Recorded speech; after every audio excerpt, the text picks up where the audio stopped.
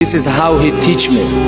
This is how he tried to teach me, because he always tell me, when you're gonna go to big arena, you can handle any pressure. You can handle any pressure when you go to the big arena. But right now you have to work hard. And I remember when I asked him when I was young, I was very young, maybe like 6, 7 years old. I remember it was like a lesson for all my life. I asked him money. He said, okay, I'm gonna give you money, but you have to deserve this. You think I'm gonna give you everything what you want?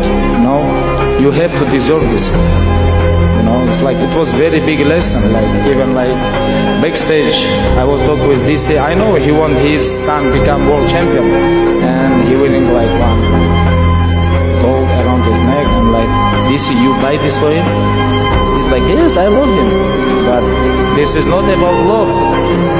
Make him hungry. Make him hungry.